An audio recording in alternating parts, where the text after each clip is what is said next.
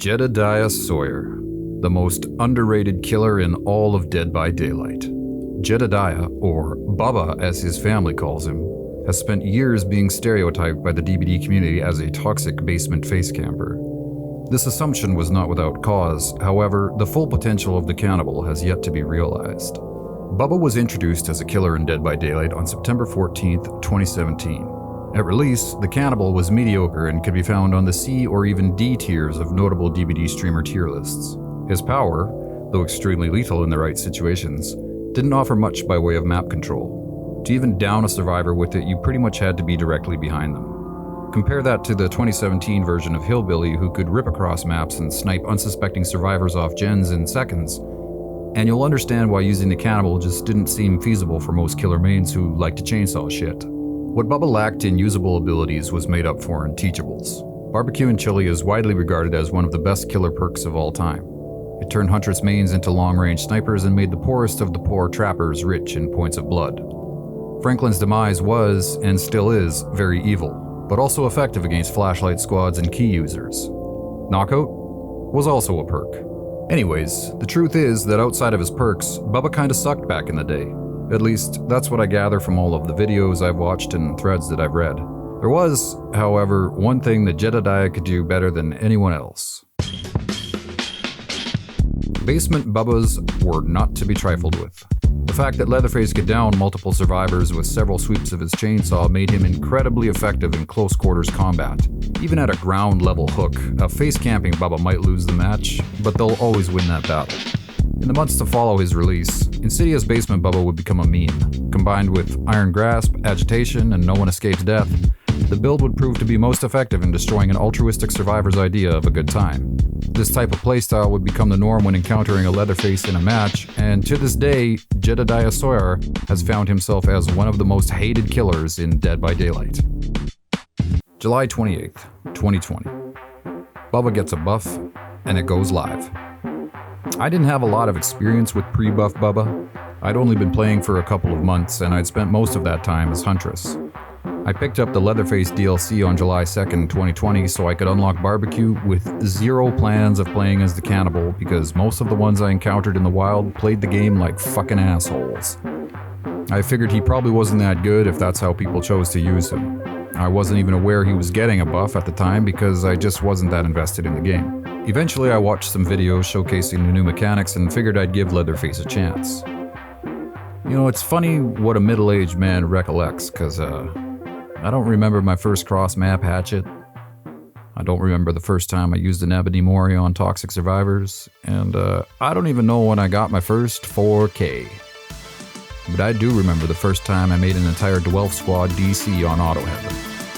It was at that moment that I realized just how powerful the Bubba Man could be.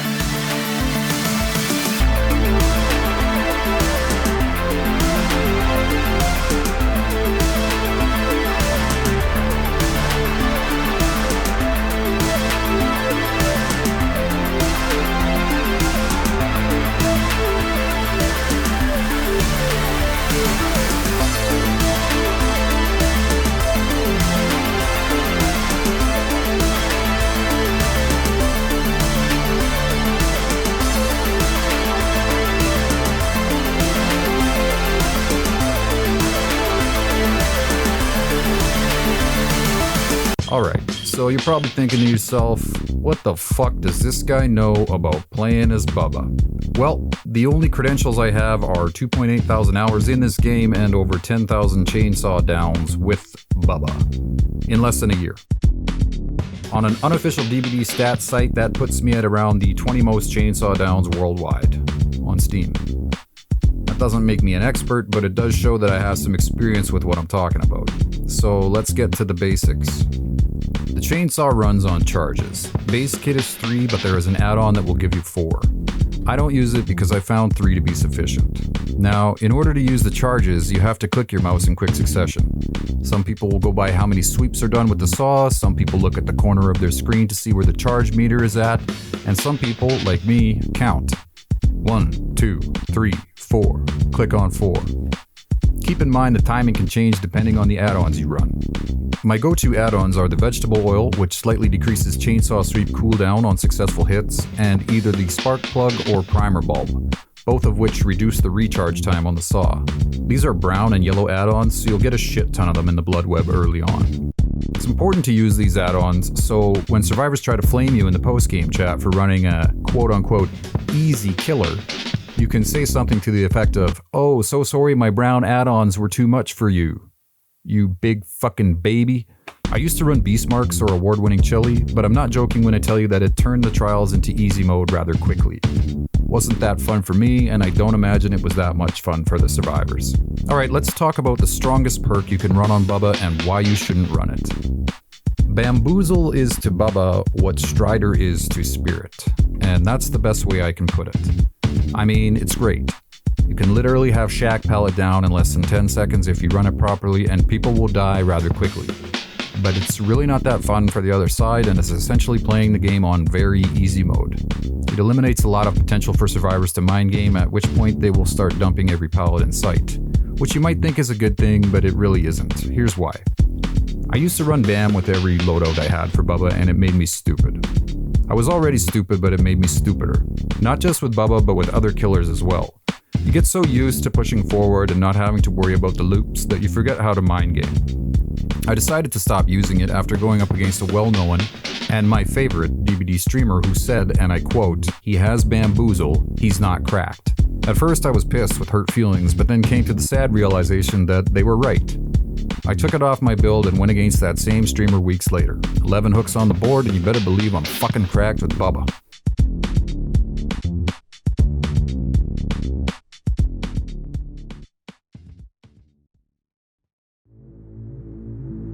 Barbecue, Trail of Torment, Pop, Discordance.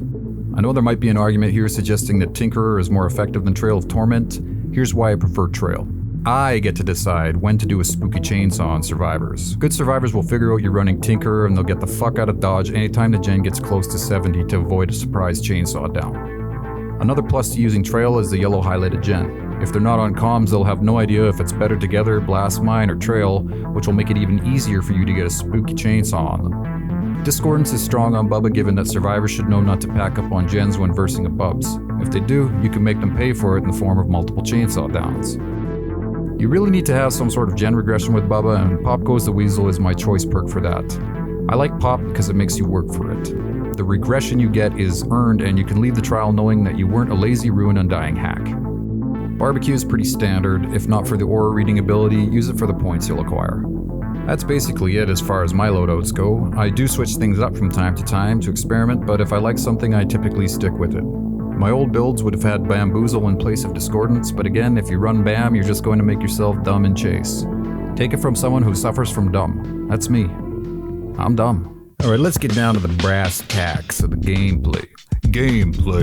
Use the saw to get the pallets out of the way.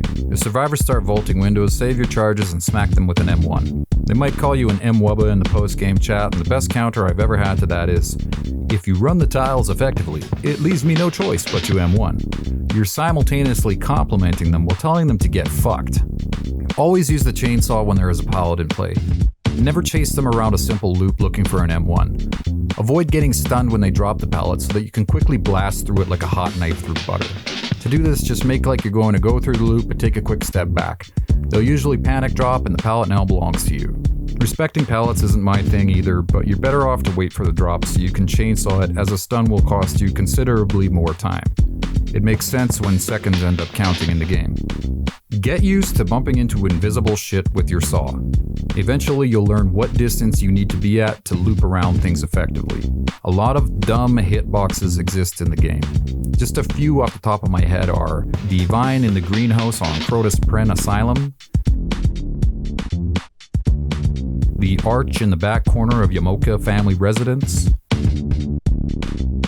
several of the upper levels on Hawkins,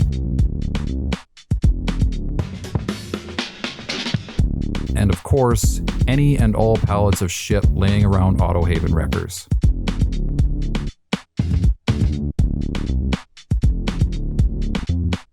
It takes a lot of time to learn where you can use the saw and when you can use the saw.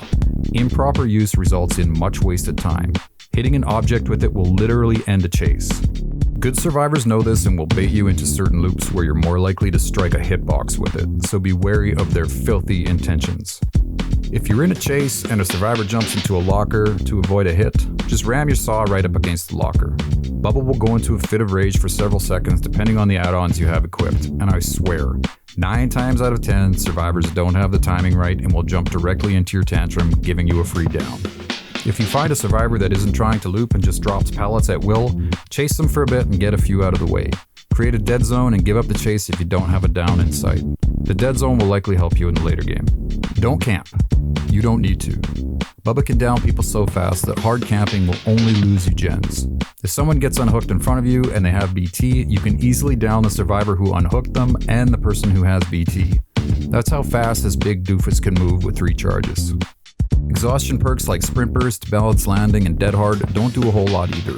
You can catch up to a Sprint Burster if you start your sweep after they've started sprinting. Unless they make it to a window or pallet, they will go down. Same goes for Balanced Landing. Remember, you don't have to M1 an injured survivor.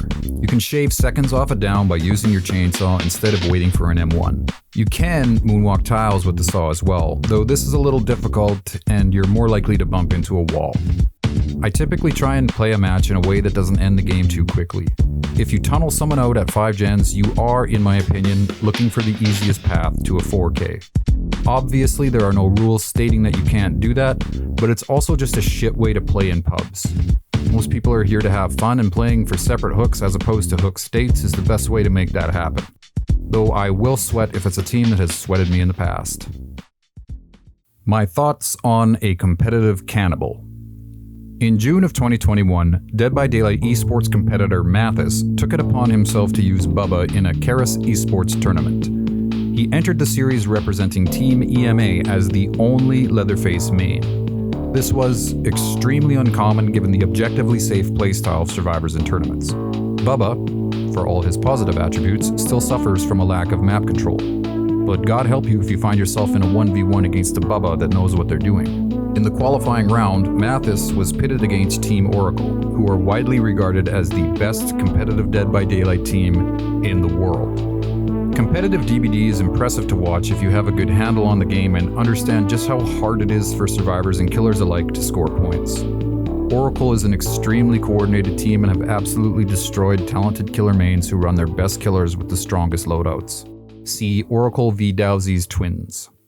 Armed with agitation, ruin, undying, and corrupt intervention, Mathis did the seemingly impossible and outpointed Oracle on Dead Dog Saloon as a motherfucking Leatherface. I don't know for certain that this was the first time something like this went down. Regardless, it was a feat against arguably the world's best DBD team. Mathis is able to do things with the chainsaw that you won't often see in pubs. The M2 mind games he pulls off at TL walls are a thing of beauty when you understand how chaotic it can be to maneuver the saw around corners while moonwalking and maintaining the rhythm of the charges. In the years since the Bubba buff went live, I've yet to see someone else play as him so skillfully. No DS, you're dead. Pick up Xeno. No, you don't. No DS. Did you just beat Oracle with Bubba? Yeah. You just fucking beat Oracle with Bubba, boys! That's summon status. It's at 8 status. To me, the win represents a shift in the killers that will be seen in comp. By using Bubba, you essentially sacrifice the map control possessed by the current S-tier roster for hook control. An early down for Bubba is more than just a potential sacrifice when you consider how dangerous he is in front of a hook. Get him! Not on him. No. Yes! You're the only Bubba in this tournament and you did it. You did better than other people in this tournament. Forget Nurse, forget Spirit, forget Hag. The new S-tier comp ready killer has arrived, and his name is the Bubba Man.